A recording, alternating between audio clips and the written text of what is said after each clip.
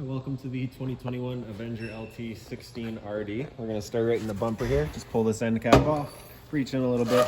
We got your sewer hose just tucked in there. So it's just got those two ears there. Just take note of those. That's how it'll attach to your sewer system.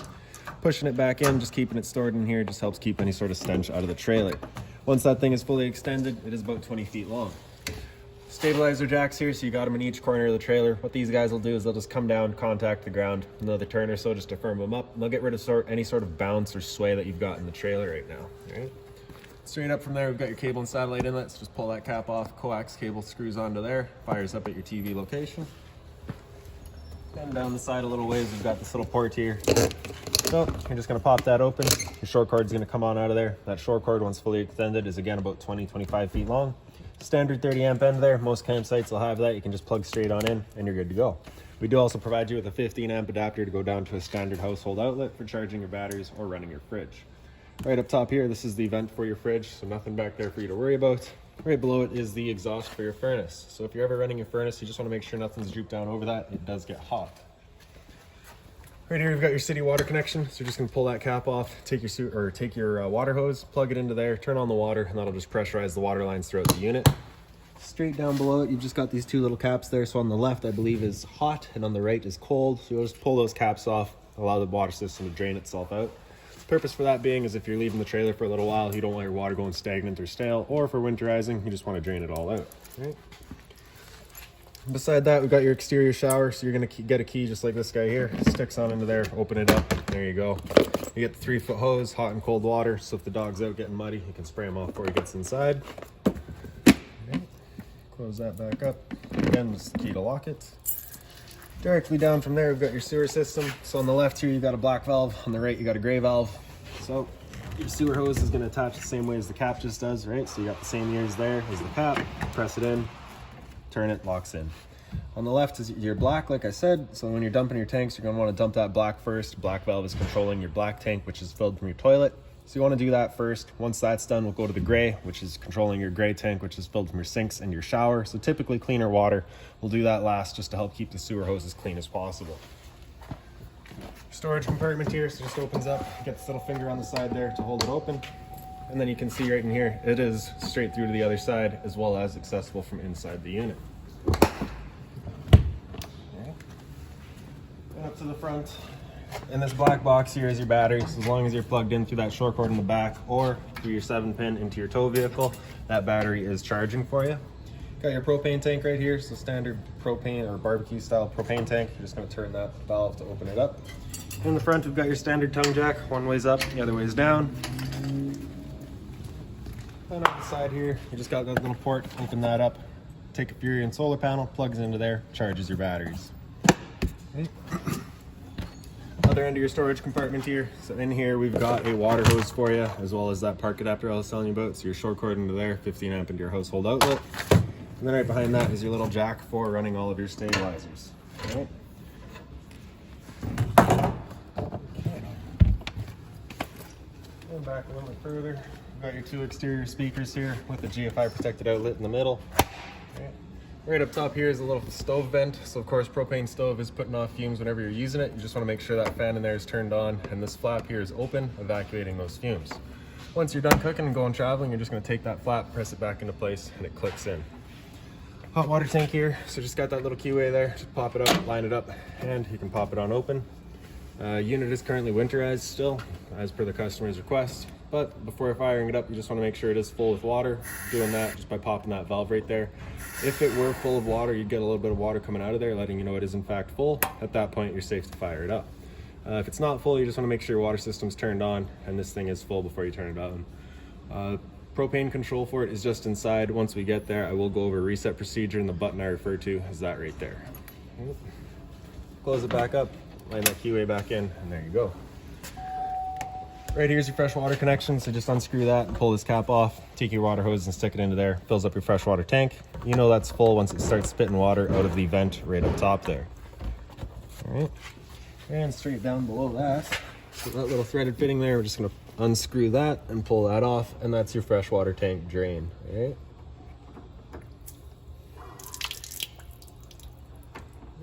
Screw it back on once you're done, and that's that. So in the back here, you can see you got this little tie down. That's for a leash, because this is the pet edition unit. And then we've got your spare tire back here, as well as a mount for a pre-wired observation or backup cam. That's your entry door. You just got this assist handle up 90 degrees and pops open. Open up our door.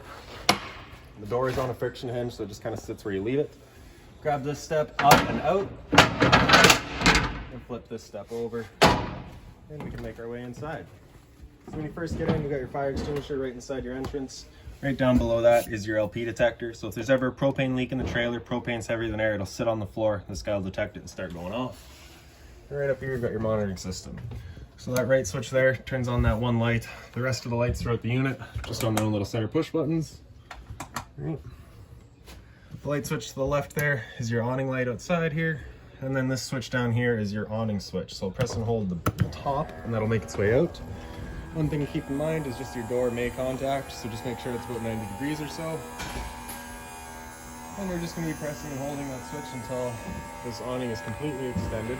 You know it's fully extended once you see the white flap at the end come down.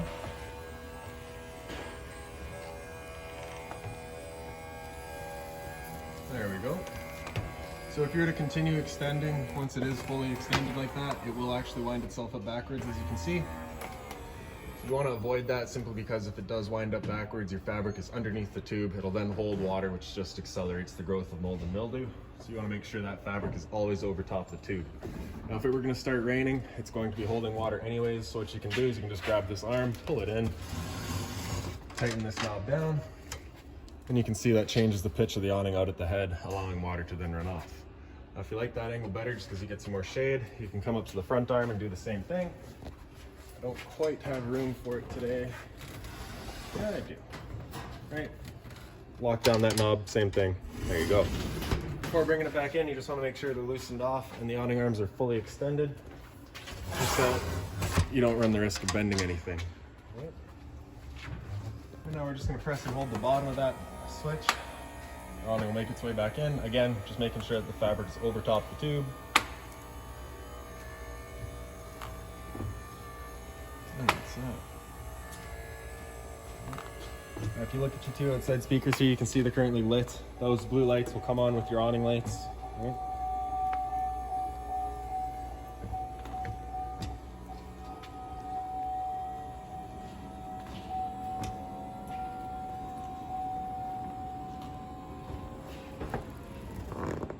And that's that. So right up above from that switch, on the right, we've got your water heater switch, so we'll turn that on. That red light will come on, letting you know the ignition sequence will start. Once that light goes out, the sequence has started. It'll try that 3 times, and if it hasn't lit up after the 3rd try, you'll get that light, it'll come on, it'll stay on. At that point, you'll be going out and using that reset button that we'd shown you. Instead right here, you can hear that whir of that flame going. We know that water heater is good. All right. To the left of that, we got your water pump. Turn that on, turns on your water pump, drawing out of your freshwater tank to pressurize the lines. And right up top, we've got your monitor system. So on the left, we've got battery. So we can see, because we're plugged in right now, we're currently C for charging. G is good, F is fair, and L is low. So your freshwater tank, so as you fill that up, it'll go to 1/3, 2/3, and full. Same idea for your black and your gray. Right up on the ceiling here, you've got your smoke detector. On the wall here is the thermostat for your furnace.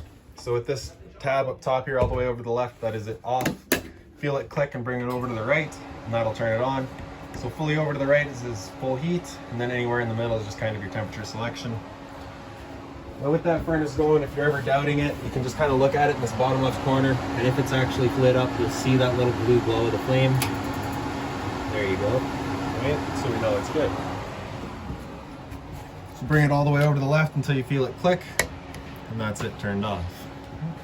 Come up to the front, and you just got the storage across the top here on both sides.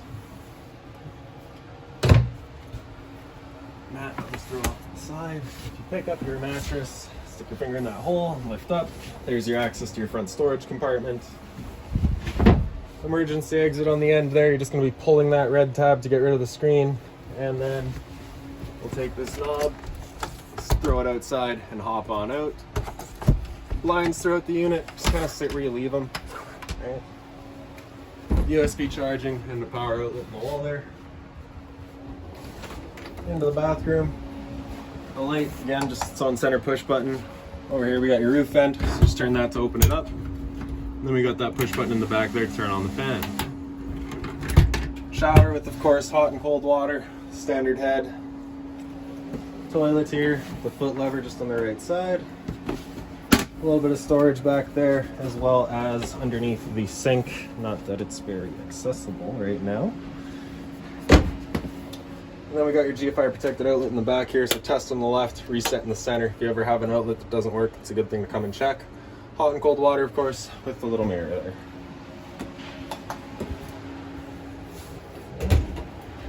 Then in your kitchen, we've got, of course, hot and cold water at your sink. Again, just a little bit of storage up top. Again, just being mindful when you're using this storage compartment, you do have your drains just kind of right in the center here. For your stereo, you just got the power button in the center there, turns it on, you hit the screen right up front. So, on the right side here, we've got mute there. The center, we've got volume up, and the left is volume down. Hit mode to cycle through all of your modes. Auxiliary is just on the side here. TV would be, I believe, HDMI or an AV in the back. Mode again is DVD, which is not hooked up. Bluetooth, connect to your phone, and then back to radio, all right? If you hit select, you can go through all of your different modes, so your bass and your treble, your balance, all that. USB is just charging. Press the button, press the power button, turns it off. And we're gonna do that. Right at the top of your sink, you just got that one little light there.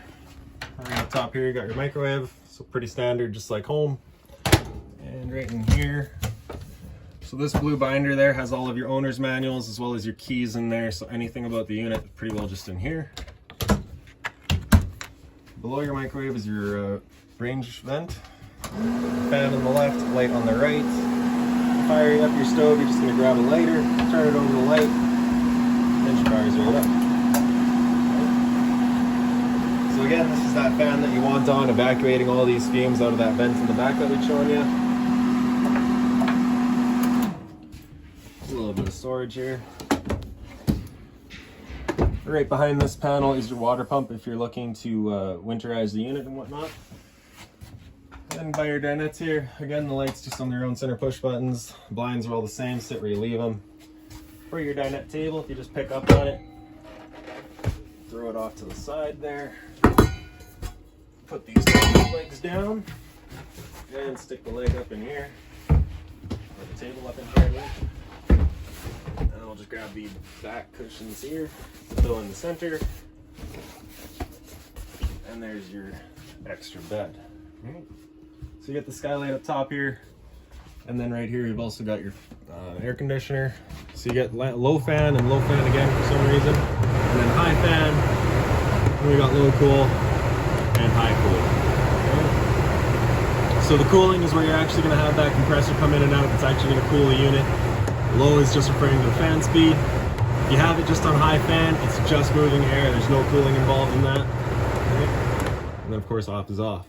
In the back here, you do have that temperature selection. You're just going to be leaving it on full cold. The heat is there. If the unit were to have a heat pump installed in it, it does not. So we're just going to leave that on cold, and that's that. Okay. In the back here, you do also have an emergency exit. So you're just going to be sliding that window open completely, bringing the screen with it, and you'd just be hopping on out. Okay.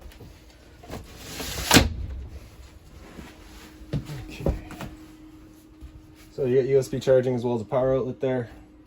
And then right down in the bottom here, you've got your converter. So just press it top and center, pops on open. All of your breakers on the left side here. If a breaker ever breaks, it'll sit in the middle. So just turn it off and then back on. And on the right side, you got all your fuses. Fridge here, it's a pretty simple control. You've got auto, which is first going to be running off of AC power. If AC power is then taken away, it'll automatically switch over to gas. And if you're dry camping and solely want to run it off of gas, you can switch that switch over to the right side. It'll run just on gas. If that yellow light there were to start flashing, it's just letting you know it hasn't lit up. At that point, you'll just be turning it off and back on to reset it. All right. Temperature selection, pretty straightforward. Freezer section here, or sorry, fridge section. And then up top, you've got your freezer. Okay. Okay, I do believe that is about it for this little guy. If you've got any other questions on it, please feel free to give us a call, 204-237-7272.